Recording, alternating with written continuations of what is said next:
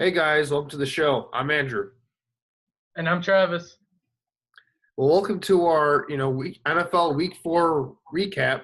There's a lot of exciting games this week. A lot of games that really came out of nowhere, unexpected victories for a lot of teams out there. A lot of parity in the NFL so far this season, which is always nice to see. Yeah, starting with our first takeaway, what the heck is wrong with the Patriots defense? The defense has given up 30-plus points in three of their first four games. This is nothing we've ever seen under the Bill Belichick era. Yeah, I mean they might be. I mean statistically, they are the worst defense in the NFL right now. Like you said, 30 plus points in four straight games. I mean, they're really relying on Tom Brady a lot to carry them. And at 40 years old, I mean, I'm not sure if that's something they can keep on doing for the rest of the season. You have to wonder if all the losses that they've had over the past few years have had a toll on them. They lost Chandler Jones, Jamie Collins, Rob Ninkovich. Specifically, this has affected their pass rush, which is pretty much non-existent right now. Yeah, you hit it right on the coffin. Their pass rush has been absolutely terrible, and it's really given quarterbacks all day to throw. And the Patriots, they have a very talented secondary. There have been lots of times with the miscommunications that have been opening up big plays for the other teams. Now, this has to do with Stephon Gilmore. He hasn't been here that long for the Patriots. So just kind of working through the communication problems. But one big red alarming alert from me is that they've been getting picked apart by offenses who have really struggled early in the season. The Texans, they just made the QB switch from Tom Savage to Deshaun Watson, and they're really known more as a defensive football team. But Deshaun Watson, who's a rookie, just absolutely picked them apart, almost led them to a win versus the Patriots.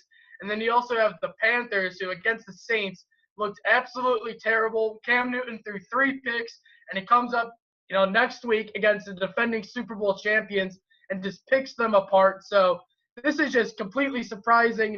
Like I said, nothing we've ever seen under the Bill Belichick era. They always compliment themselves on good defenses and Tom Brady and their good offense, but that defense has been a really bad weak point for their team. Yeah, I also like to point out that losing Dante Hightower in week 1, he's kind of the leader of this defense, kind of that veteran presence in that linebacking core. That might be a huge loss for this defense so far. And it's just interesting because, talk about the miscommunication problems.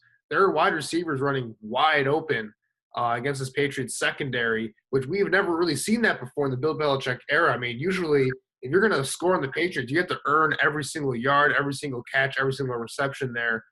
Just really uncharacteristic. I wonder if that has to do with Stephon Gilmore being the new guy there.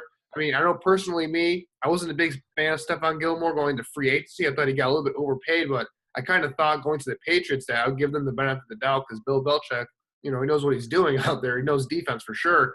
But it just hasn't worked out so far. They got to really figure some things out going into the next couple weeks here. But Yeah, I and might say, Malcolm Butler has struggled a lot too. He got benched already this early on, and he was a Pro Bowl corner last year, so that hasn't helped either. yeah, well, kind of moving on here. Let's go to the other teams in the AFC. I mean, what the heck is going on here? The Bills, they upset the Atlanta Falcons. The Jets have a 2-game winning streak somehow. And then, like, the Dolphins, a team we all thought would be at least pretty solid at least. They look completely, lost right now. Yeah, this AFC East race is completely wild. I mean, the Bills are in first place at 3-1, and they have coming off two upset weeks in a row, beating the Broncos and the Falcons. Everyone, including me and you, thought that the Bills were going into their rebuild mode when they ended up trading away Sammy Watkins, and they're sitting at first place through the first 4 weeks. And the Jets have a 2-game winning streak. And not only that, they have the same record as the Patriots. Are you serious? What is going on? It literally makes zero sense. I mean, we all thought the Jets would, be 0-16, 1-15, that type of deal. And, they look actually not that terrible. Yeah, they actually look okay. And, talking about the Dolphins, we expected them to be pursuing a wild card spot. And they're sitting at the bottom of the division at 1-3. And the offense has just looked flat out bad the last 2 games. They've scored 6 points versus the Jets, and just it hasn't looked good. I think No, there's still some time. It's early on in the season, but what a wild race in the AFC East to start out through the first 4 weeks. Yeah, I like to point out for the Dolphins. They started off 1-4 last season before going on a huge winning streak and made that playoff push. So maybe a slow start is not something to really panic about for Dolphins fans, but that offense really needs to figure it out because there's a lot of talent across the board on that offense. And for them to not score really the last two games against defenses that aren't really that good when you look at the Jets and the Saints, that's something to be concerned about. But yeah, craziness in the AFC East for sure. But moving on to the next takeaway, we got this is the game of the week, the Rams versus the Cowboys, and this completely lived up to the hype. In this game going into it, we're looking at two of the league's youngest running backs who are completely brought their A games. Todd Gurley ran for 121 yards on 23 carries and 7 catches for 94 yards, including a fantastic 53-yard catch. And this was just a fun game to watch for two of the positions, younger players who are going to be potential superstars. Yeah, Todd Gurley has been fantastic so far this season. Sean McVay has really done a really good job in revitalizing this offense. Jared Goff looks fantastic so far this season. But on the Cowboys side, Ezekiel Elliott had a pretty solid game as well. 21 carries for 85 yards and a touchdown, 4 catches for 54 yards and a touchdown. So, I mean, there's been some question about Ezekiel Elliott, whether he's been in the right shape and the right mindset so far this season. He had a lot of stuff going on in the offseason. Maybe this will be a bounce-back week for him to kind of get back to his rookie form where he was the best running back in football last season. But yeah, I mean, this offense for the Rams, they look really good. I mean, who would have thought their offense would be like leading this team to victories this season?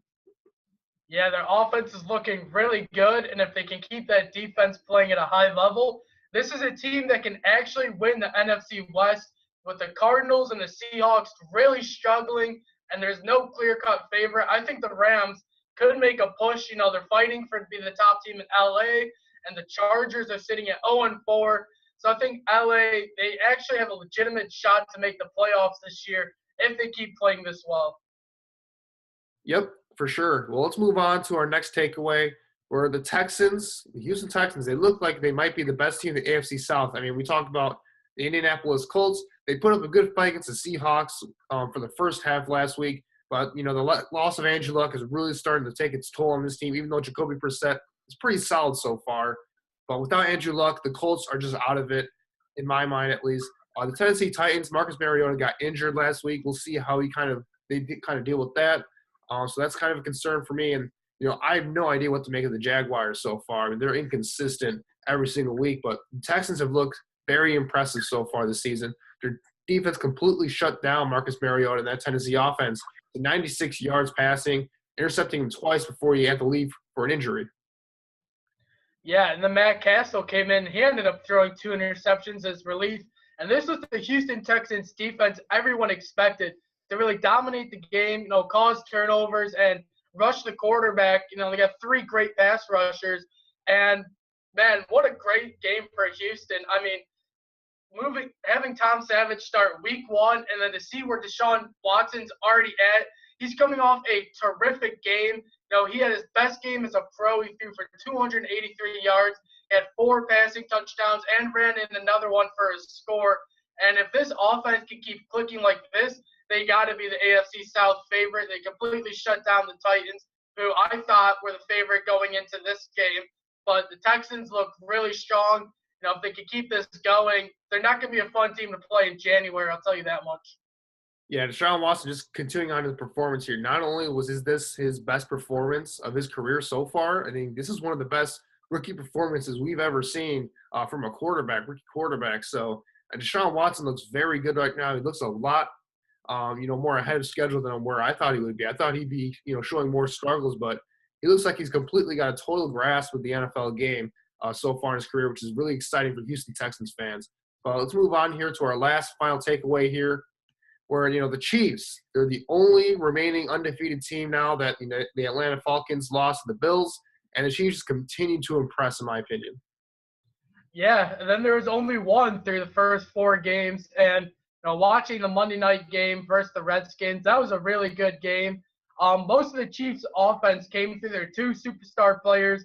Kareem Hunt was able to run for 101 yards on 21 carries, and he had 4 catches for 20 yards. But I want to talk about Travis Kelce, their superstar tight end, who finally had his best game of the season. He had 7 catches for 111 yards and a touchdown. If they can get him going, along with Kareem Hunt running the game and mixing in Tyreek Hill as their gadget player, this offense is looking like one of the best offenses in the NFL. Yeah, I gotta say, I mean, Tyreek Hill, he was one of the most exciting players in football last year. He really, other than week 1 against the Patriots, hasn't really gotten it going in terms of big explosiveness for this Chiefs offense so far. It's kind of been Kareem Hunt and Travis Kelce so far, like you said, but if they can get Tyreek Hill, to get some more explosive plays for them in the passing or even the run game, I mean, watch out. This Chiefs offense is absolutely dynamic, and Alex Smith looks very good right now, very solid overall. I want to talk about the Redskins here, who, they had a lot of chances to win late in the games, but Jay Gruden made a very boneheaded mistake, I think, calling a timeout with 57 seconds left, I believe. He's on 3rd down. So they could have let the play clock run down a bit. Instead, they decided to call a timeout there. It's kind of odd for me. Yeah, this might end up, I think, in my opinion, this move ended up costing them the game because, like you said, there's 57 seconds left, and there was about 25 seconds left on the play clock, so they could have ran it down all the way to 30 seconds and then called a timeout if you didn't like their play.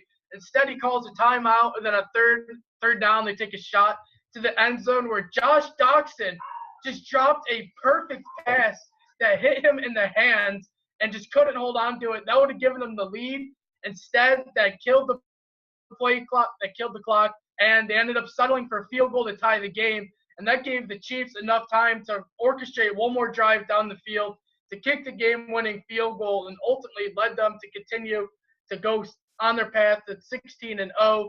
But I think if Jay Gruden, if he would have called that timeout with 30 seconds left, the Chiefs would not have had enough time to move the ball down the field. They could have played into overtime.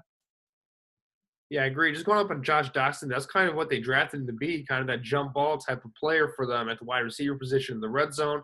That's a tough catch, for him to make. But like you said, it was a perfectly thrown ball by Kirk Cousins. He was drafted for that reason, to get those type of grabs in the end zone. It's a play you have to make going forward if he's going to want to take that next level and be a consistent threat for this Redskins offense that has a lot of new weapons, and they really need to figure that out soon. But it looks like they're starting to figure that out, though, I believe. Terrell Pryor kind of had a breakout game, which is very nice to see. We're both pretty high on what him and Kirk Cousins can do together for that combination there. But I thought the Redskins looked pretty good for the most part, but obviously the Chiefs, they're the best team in football right now. They're firing on all cylinders, and they're showing they can win in pretty much any way. Blowouts, high-scoring games, low-scoring games, close games going out down to the very end.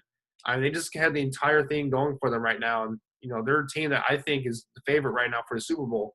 I know it's really early in the season, but they look very sharp.